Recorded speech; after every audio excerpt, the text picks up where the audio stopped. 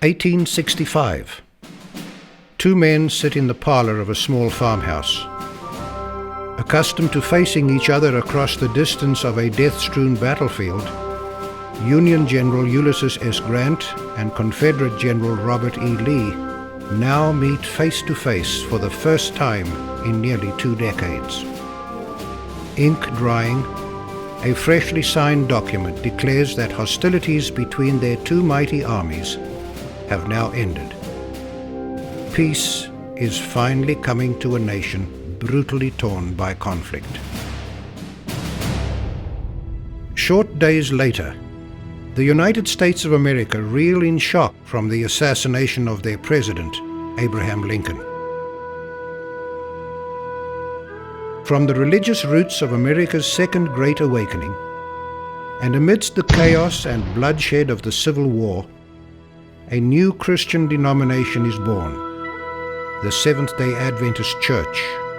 I think it's not an understatement to say that Adventism was born during very perilous times, particularly in the 1860s when it became a denomination. You had the Civil War. The problem with the war was not only that it was taking thousands and hundreds of thousands of lives, but that it was distracting attention from the three angels' messages that our Adventist pioneers were trying to preach. They began to feel as though they needed divine help in bringing it to an end, or they might as well just stop preaching. Recent estimates suggest that maybe 750,000 people died of the Civil War. How do you cope with the loss of all of these people? The Adventist people, how are they going to interpret this war? Is this the end?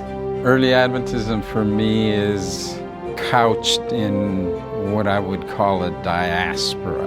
That makes the movement take the right decisions for it to become a worldwide movement. It had many of the characteristics of American thought, of individualism and liberty and freedom of conscience and self-determination and trust in God and even respect for country. They understood that there was something inherently wrong about keeping your brother in slavery and using your brother as a way of profiting from his labor. And one of the questions that Adventists are going to have to answer is, what is the extent of our support or non-support of the war going to be? And on an individual level, what is your support going to be? Because the question of your loyalty will play into it. Adventists saw themselves as having a goal, a reason for existence, and that was to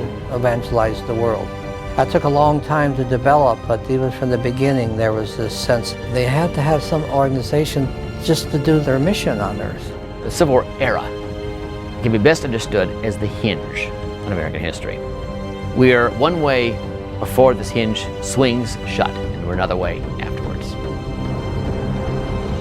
Across the country, Christians are swept up in the tumult of war and politics.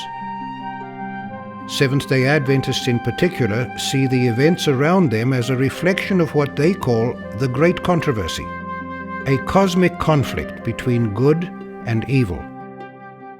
For them, the biblical war in heaven has also become war on earth, a war for the soul of a nation, a war for the souls of men.